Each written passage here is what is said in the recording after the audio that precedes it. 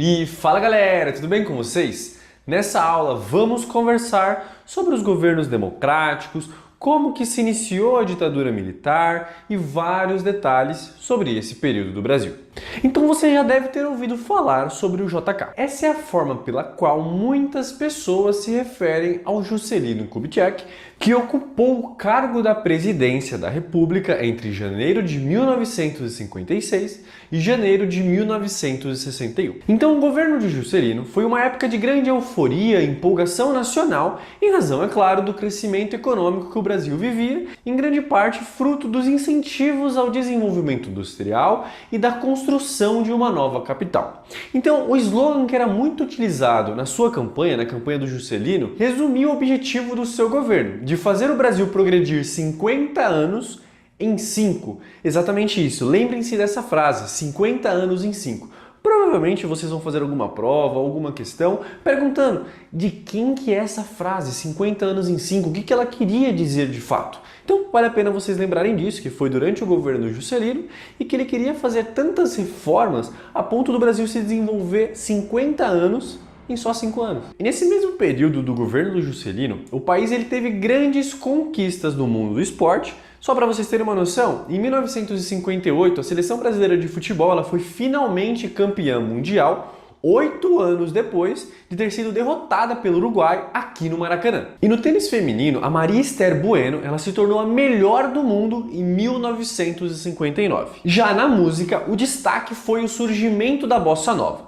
Esse novo ritmo musical, derivado do samba e com uma forte influência do jazz, teve grande projeção internacional. Então, com João Gilberto, Tom Jobim, Vinícius de Moraes e vários outros, o Brasil encantou o mundo com músicas como Chega de Saudade e Garota de Ipanema, que foram e ainda são regravadas por vários artistas em vários países. Então, com o acelerado crescimento econômico, as conquistas esportivas e a repercussão da bossa nova fizeram o Brasil ganhar uma enorme visibilidade internacional. E no plano interno, a euforia e o clima de otimismo foram as marcas que caracterizaram os anos dourados. Foi assim que ficou conhecido esse período. Então agora que eu trouxe esse contexto para vocês, vamos começar falando sobre o plano de meta. Então, determinado a promover o desenvolvimento no país, Juscelino criou o Plano de Metas, que era um programa com 30 objetivos a serem alcançados ao longo dos 5 anos do seu governo. Então, inúmeras facilidades foram criadas para estimular a entrada de investimentos estrangeiros, como por exemplo a concessão de terrenos para a instalação de fábricas, a redução de impostos, a permissão para a remessa de lucros ao exterior e também a autorização para importar equipamentos industriais, que até aquela época tinha bastante confusão quanto a isso. Essas medidas estimularam a entrada de multinacionais, principalmente do setor automobilístico, e também facilitaram a criação de empresas nacionais fabricantes de bens de consumo duráveis, como por exemplo eletrodomésticos. Mas um ponto importante é que o desenvolvimento da indústria também exigiu grandes investimentos por parte do governo. Então os recursos liberados pelo governo foram direcionados principalmente para os setores de energia, indústria de base, transportes, alimentação e educação. E além disso, procurando aumentar a oferta de energia, o governo construiu as usinas hidrelétricas de Furnas e de Três Marias, que fica em Minas Gerais. Além disso, ele também ampliou o refino de petróleo e no setor de transportes, portos e ferrovias foram modernizados, mas se priorizou a construção de rodovias, porque o objetivo maior era receber carros e caminhões produzidos aqui no país. Mas agora, um ponto bem importante é que ao assumir a presidência da República, Juscelino se comprometeu a concretizar uma ideia que existia no Brasil desde o século XIX, que seria levar a administração federal para uma nova capital, que seria construída na região central do Brasil. Então o JK considerava a construção da nova capital uma espécie de resumo das suas metas, pois representava tanto a integração de diversas regiões do território brasileiro, quanto a modernização em curso no país. Então, projetada pelo urbanista Lúcio Costa e pelo arquiteto Oscar Niemeyer, a cidade recebeu o nome de Brasília e foi inaugurada em 21 de abril de 1960. Então, o projeto urbanístico da cidade previa a ausência de muros ou cerca entre as quadras residenciais, o que facilitaria o contato entre as pessoas de diferentes classes sociais. No entanto, com o passar do tempo, a realidade acabou se mostrando bem diferente disso, porque nos arredores de Brasília surgiram grandes áreas urbanas que ficou conhecida popularmente como cidades satélites, onde passaram a viver a população de menor renda, afastada dessa região que foi construída inicialmente. E apesar do crescimento econômico e do clima de otimismo no Brasil, o governo de JK ele foi muito criticado. Os gastos para sustentar o crescimento foram muito grandes e resultaram no aumento da dívida externa e também na inflação do país. Além disso, o que mais dificultou esse governo foram as várias denúncias de corrupção que caíram no governo de JK, principalmente envolvendo a construção de Brasília. E foi explorando essas dificuldades do governo JK que o ex-prefeito e ex-governador de São Paulo, Jânio Quadros, foi eleito presidente da República. Então, durante a sua campanha, Jânio se apresentou como um político que governava para o povo, sem compromissos partidários, utilizando uma vassoura como símbolo da sua campanha. E além disso, Jânio prometeu varrer a corrupção e acabar com a dívida externa. Então, ao assumir o cargo em 1961, Jânio tomou medidas extremamente polêmicas no plano interno e na política externa ele procurou manter uma certa independência em relação às potências daquele período. Vamos falar um pouco sobre essas políticas do Jânio. Em relação à política interna, Jânio Quadros proibiu o uso de biquínis e os desfiles em concursos de Miss com maiôs, ou seja, tudo isso foi proibido. Além disso, ele também proibiu o uso de lança-perfume nos bailes de carnaval e as brigas de galo. Além disso, ele teve várias outras medidas super polêmicas, mas só com essas vocês já entenderam o quão polêmico era ele, né? Proibindo o biquíni e proibindo, por exemplo, o concurso de Miss. E em relação à política externa, visando demonstrar independência em relação aos Estados Unidos, Jânio condecorou o então ministro da Indústria e Comércio de Cuba, Ernesto Che Guevara, com a Ordem da Cruzeiro do Sul e apoiou a luta pela independência das colônias portuguesas na África e, além disso, ele reestabeleceu as relações diplomáticas com a União Soviética e abriu relações comerciais com a China, o que naquele momento não era nem um pouco bem visto pelos Estados Unidos. E em relação à sua condução da economia,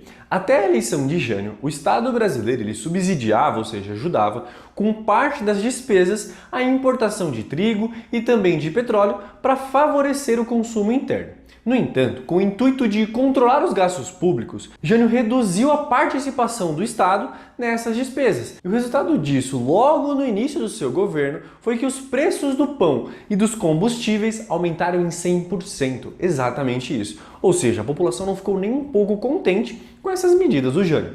Então, as medidas do governo de Jânio misturavam ações da agenda liberal com ideias nacionalistas, dificultando a construção de uma base política e social, porque no final do dia ele conseguia criar inimigos tanto de um lado quanto do outro. Essas e outras atitudes e medidas adotadas por Jânio desagradaram os militares e lideranças políticas que apoiavam o seu governo. Então, com isso, ele acabou ficando isolado politicamente e renunciou ao seu mandato, alegando que forças ocultas o impediam de governar. Muito se acredita que essa decisão do Jânio esperava que a população se mobilizasse em defesa do seu governo, mas não foi isso que aconteceu. O Congresso Nacional aceitou logo de imediato a renúncia do Jânio e a população não se manifestou, ou seja, ninguém ligou para essa renúncia do Jânio. Então, com a renúncia de Jânio, o vice-presidente João Goulart deveria assumir o cargo. Porém, Jango, como era popularmente conhecido, se encontrava em uma viagem diplomática na China. Jango era visto com desconfiança pelas elites conservadoras e pelos militares, que o identificavam como uma ameaça comunista. Então, por esse motivo, tentaram impedir a sua posse. Porém, a reação dos aliados de Jango foi muito rápida e no Rio Grande do Sul, o então governador Leonel Brizola iniciou uma campanha exigindo o cumprimento da Constituição, o que significava garantir a posse de Jango. Então, nesse momento, se criou um movimento que foi nomeado como Campanha da Legalidade.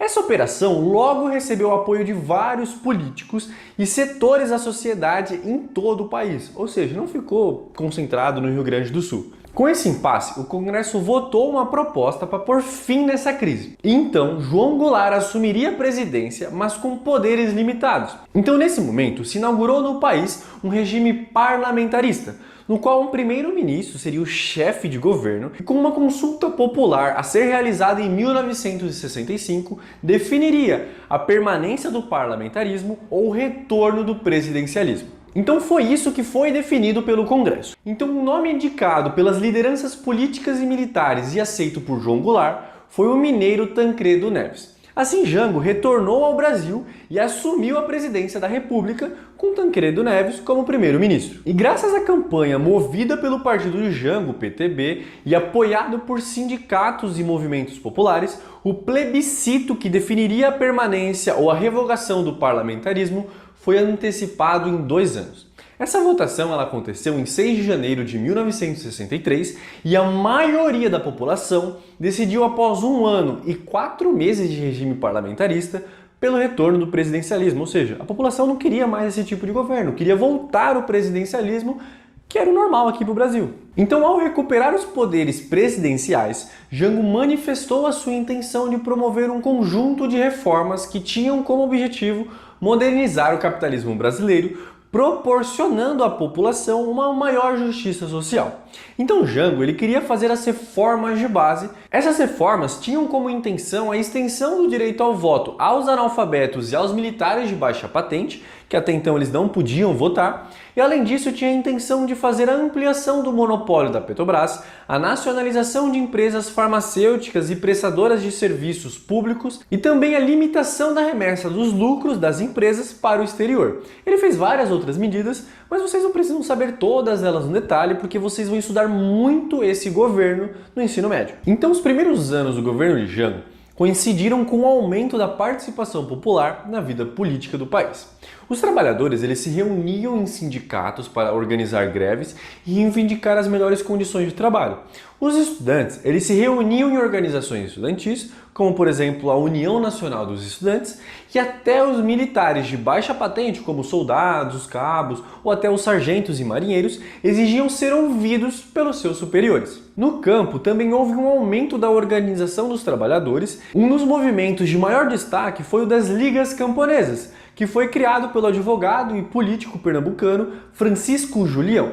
Esse movimento procurava defender os trabalhadores rurais de abusos praticados pelos donos das terras. Então as ligas representaram a principal base de apoio às reformas de base do Jango, principalmente a do Programa de Reforma Agrária, que previa a desapropriação de terras improdutivas mediante um pagamento aos proprietários e faria depois disso a distribuição dessas terras aos trabalhadores rurais. Além disso, Jango criou em 1963 o Estatuto do Trabalhador Rural, que estendia aos trabalhadores rurais os mesmos direitos dos trabalhadores urbanos, como por exemplo carteira profissional, salário mínimo, férias e descanso semanal remunerados, entre vários outros direitos. Porém, as reformas propostas por Jango buscavam diminuir a desigualdade na sociedade brasileira, mas elas foram vistas pelos setores mais conservadores como o primeiro passo para a adoção do comunismo no Brasil, o que nunca foi de fato o interesse do Jango. Mas as críticas ao governo de Jango tinham origem também nas dificuldades que atingiam a economia brasileira. Porque a inflação anual, por exemplo, ela cresceu de 26,3% em 1960 para 78,4% em 1963. E o crescimento do PIB, que tinha sido 5,3% em 1962, caiu para 1,5% em 1963. Ou seja, a economia também não estava indo muito bem, o que dava ainda mais força para a oposição de Jango. Então, ciente que suas reformas não poderiam ser aprovadas no Congresso Nacional, Jango decidiu instituí-las por meio de decretos, sempre anunciados em grandes comícios. Os 2 primeiros assinados em 13 de março de 1964 estatizavam as refinarias, que ainda eram privadas, e definiam as áreas sujeitas à desapropriação para fins da reforma agrária. E no meio urbano, cresceu o número de greves, chegando a 172 em 1963, quase 6 vezes maior do que em 1958. Os estudantes eles se mobilizavam defendendo uma aliança estudantil com os operários e também os camponeses. E claro, como resposta aos setores conservadores, eles promoveram a Marcha da Família com Deus pela Liberdade. Essa manifestação ela foi realizada em 19 de março de 1964 em São Paulo, que mobilizou milhares de pessoas favoráveis à deposição, ou seja, à saída de Jango do cargo da presidência. Então, na noite do dia 31 de março de 1964, tropas partiram de Minas Gerais com destino ao Rio de Janeiro, onde estava o presidente. Mas claro, Jango não aceitou o golpe e foi para Brasília no dia 1º de abril tentar articular uma resistência contra essa oposição que queria o fim do seu governo. Mas ele acabou não tendo sucesso. Então, na madrugada do dia 2 de abril, o Congresso Nacional ele declarou vaga a presidência da República, empossando o presidente da Câmara dos Deputados, Ranieri Mazzilli, no lugar de Jango. Então, nesse momento, se iniciava o regime militar no Brasil e esse período ficou muito conhecido como os Anos de Chumbo. Então, nas próximas aulas, vamos dar continuidade a esse tema. Eu espero que vocês tenham entendido, que vocês tenham gostado e até a próxima.